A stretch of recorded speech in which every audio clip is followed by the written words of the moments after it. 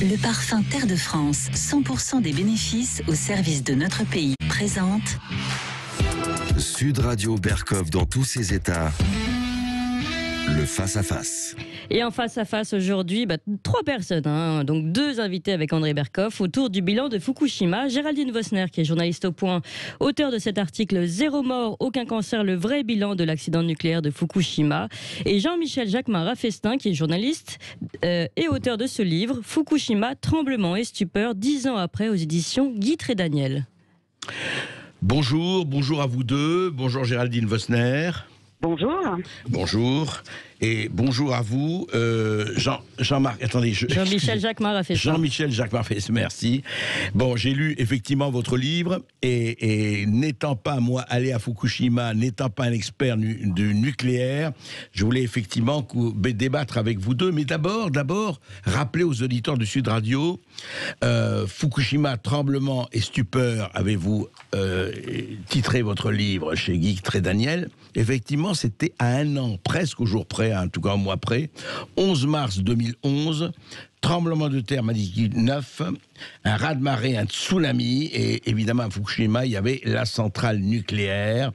Rappelons-nous une vague de 30 mètres au départ, 15 mètres à l'arrivée, sur 600 km de côte, tout un pays, en tout cas toute une région privée d'électricité, donc plus de refroidissement pour les réacteurs, le cœur des réacteurs fond, des réacteurs 1, 2 et 3, des produits radioactifs volatiles s'échappent et se répandent.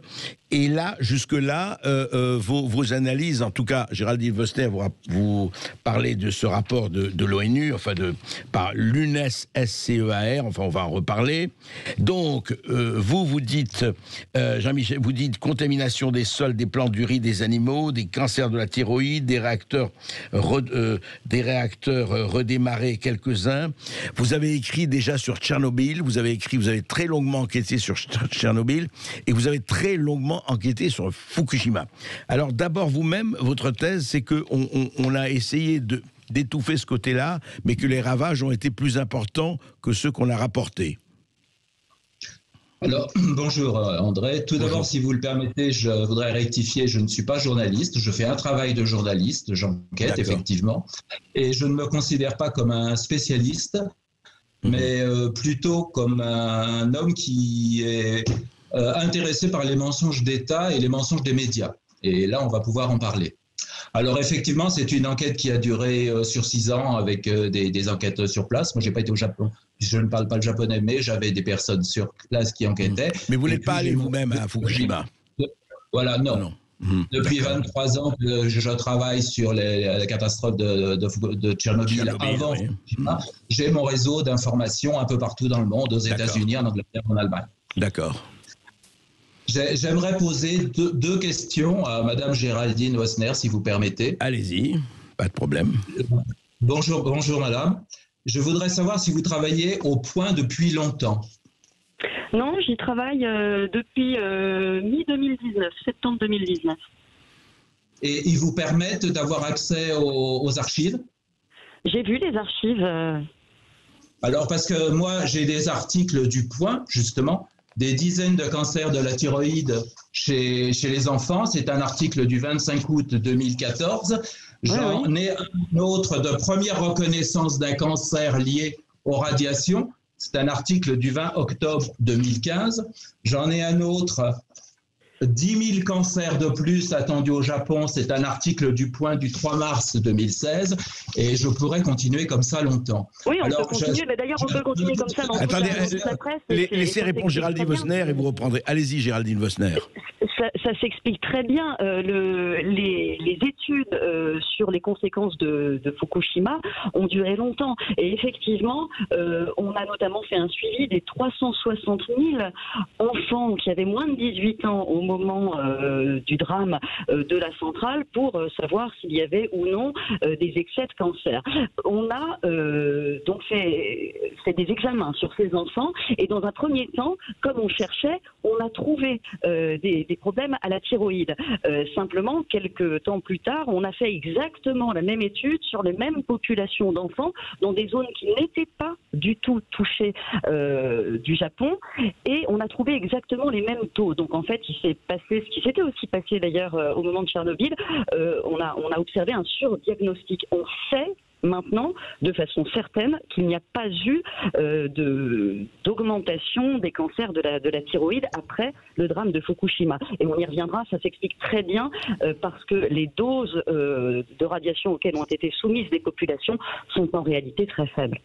Alors, Jean-Michel Jacquemin. Si vous me permettez de répondre, je vous admire. Je vous admire parce que franchement, prendre vos lecteurs pour des imbéciles, à ce point-là, il faut le faire. Tous ceux qui nous écoutent auront des moteurs de recherche devant eux et vont pouvoir aller taper cancer de la thyroïde. Ils pourront aller consulter les rapports nous avons du deux comité scientifique associations de en l'ONU. France. Vous avez l'ACRIRAD qui a fait une documentation très intéressante, avec une conférence avec des professeurs japonais, dont Madame Yusako Sakiyama, qui a déclaré qu'il y avait 84 fois plus, une incidence de 84 fois supérieure au cancer de la thyroïde. Vous avez l'APRO, qui est l'Association contre les radiations de l'Ouest. Laissez-moi terminer, s'il vous plaît. Qui a fait un travail remarquable depuis 10 ans au Japon et qui a sorti avant l'anniversaire un mémorandum, un bilan des 10 ans. Et franchement, le Japon lui-même, l'État japonais, reconnaît 202 cancers de la thyroïde chez les enfants. Alors, je voudrais vous demander... Attendez, Jean-Jacques Raffestin, juste Géraldine Vosner, à vous de répondre.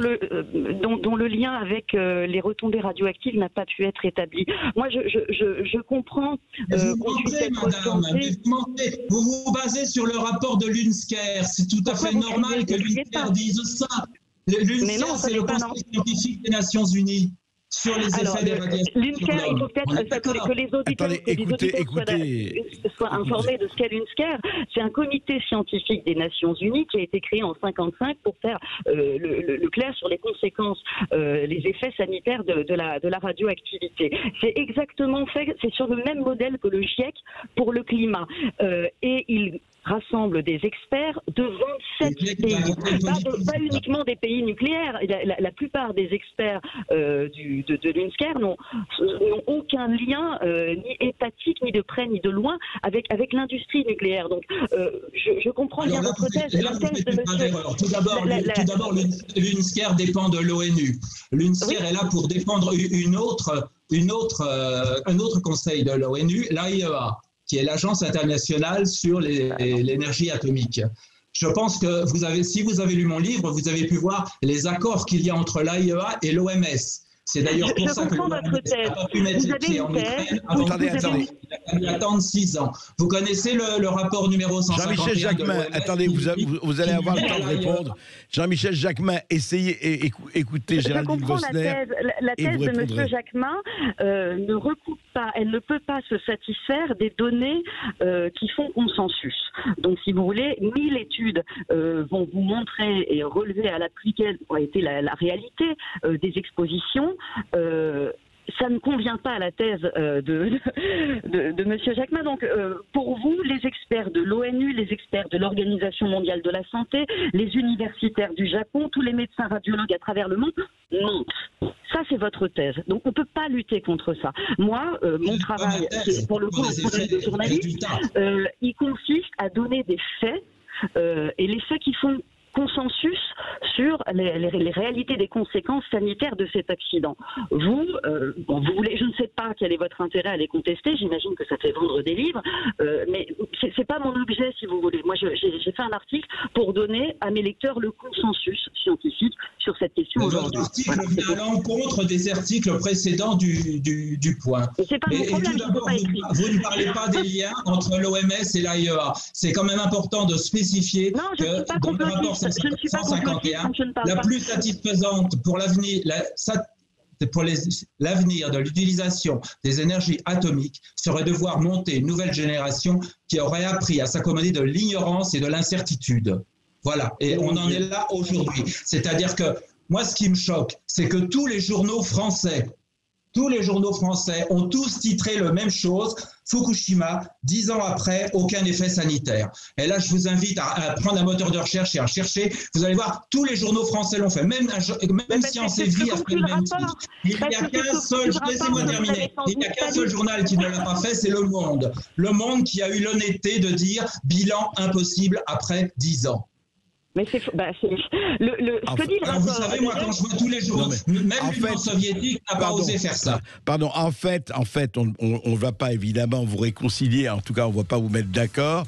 Je crois que Géraldine Vosner s'appuie sur un rapport qui est le fameux rapport du LENSEAR, et Jean-Michel Jacquemin-Raffestin s'appuie sur une enquête. On va essayer de creuser tout cela. Effectivement, on va pas vous départager. On ne va pas dire l'un a raison, l'autre tort, mais on va continuer à en parler après les informations. Merci. On se retrouve dans quelques instants, à tout de suite. Le parfum Terre de France, 100% des bénéfices au service de notre pays, présente... Ici Sud Radio. Les Français parlent au français. Les carottes sont cuites. Les carottes sont cuites. Sud Radio Berkov dans tous ses états. Que s'est-il passé à Fukushima il y a 10 ans ? On sait, on a vu les images terrifiantes de ce tsunami, de ces vagues, de ces dizaines de milliers de morts. Mais justement, morts du tsunami ou morts ensuite, mort des conséquences effectivement de la fuite des produits radioactifs qui se sont échappés et se sont répandus. Jean-Michel Jacquemin-Raffestin, qui vient de publier Fukushima, tremblement et stupeur 10 ans après, édition Guitret-Daniel. Géraldine Vosner, journaliste au Point. Géraldine Vosner a une question à vous poser. Jean-Michel Jacquemin. Oui, je me demandais si vous connaissez la dose annuelle à laquelle est soumise en moyenne un Français de radioactivité. C'est 1 millisievert, la dose... Non, c'est 4,5, 4,5. Et vous savez à combien est exposé aujourd'hui un habitant de Fukushima? Des doses supérieures à 20, puisque le Japon avait réélevé à 20 millisievert. Non, c'est 0,08 millisieverts à 2,6 millisieverts. Ça, ce sont des relevés actuels. Chacun peut le vérifier. À partir du moment où vous écrivez un article avec 0 mort, on ne peut pas vous croire. Parce que je pense que vous avez entendu parler de M. Masao Yoshida, qui était le directeur de la centrale, qui, comme un capitaine de navire, est resté à la centrale, n'a pas quitté la centrale. En septembre 2011, il avait un cancer. En juillet 2013, il est décédé. Les 7 premiers mois qui ont suivi la catastrophe, vous avez 6 ouvriers qui sont décédés. 6 ouvriers ils ne sont pas décédés. 6 ouvriers ont vu leur cancer actuellement, comme un maladie ouvrier qui resterait 1 heure sur le toit, il décède. Écoutez, ce sont des méthodes.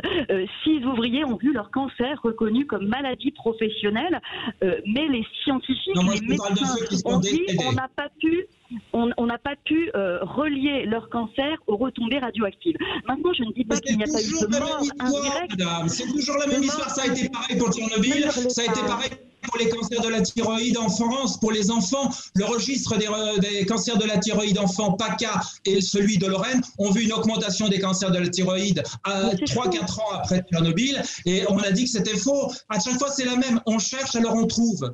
Seulement quand vous avez des scientifiques japonais qui vous disent que l'incidence est 84 fois supérieure à ce qu'on devrait trouver normalement, il y a peut-être un problème quand même. Vos données sont fausses, donc à partir de ce moment-là, on ne part pas sur des bases saines. Vous brandissez des données qui sont inexactes, qui ont été invalidées par l'ensemble de la communauté scientifique. Vous criez très fort, mais vous ne dites pas la vérité. Et surtout, moi c'est ça qui me heurte finalement dans votre démarche, c'est que vous vous fichez complètement des victimes indirectes de l'accident. Or, il y en a eu à Fukushima. 2200 personnes sont mortes dans les opérations d'évacuation qui ont suivi l'accident, qui ont été faites dans la précipitation. Les autorités japonaises, pour calmer la terreur de la population, ont fixé des limites drastiques au retour.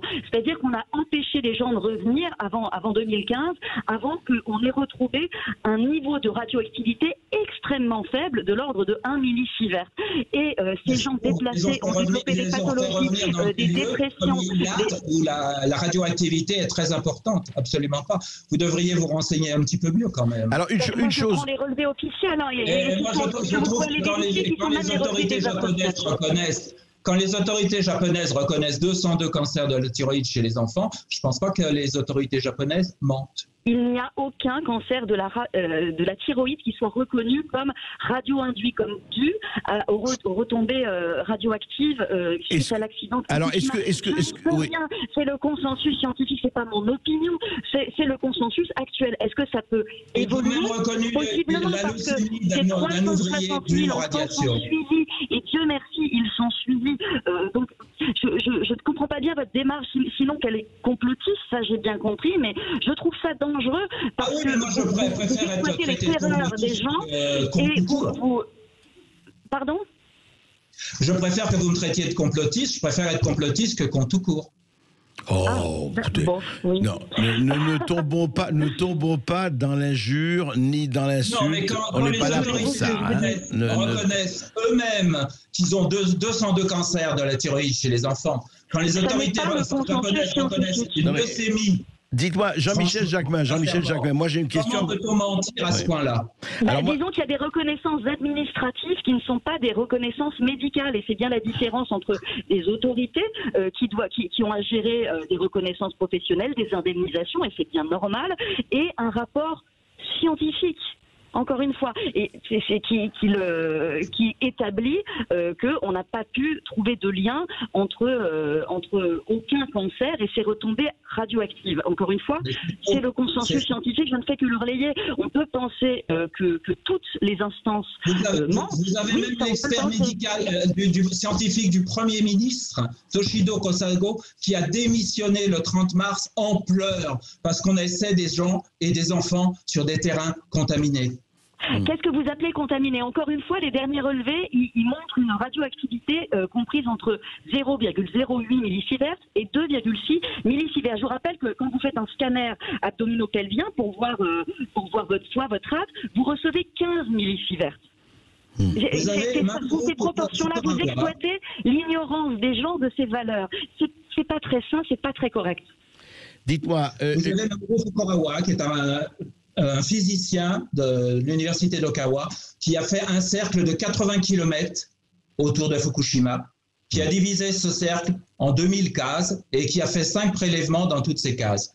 Dans ces 80 km, il y a la ville d'Ilat. Ils ont trouvé des contaminations très fortes, même en strontium. Elle était évacuée à cette époque-là. Qui imposaient un déménagement à 40 km. À 40 km.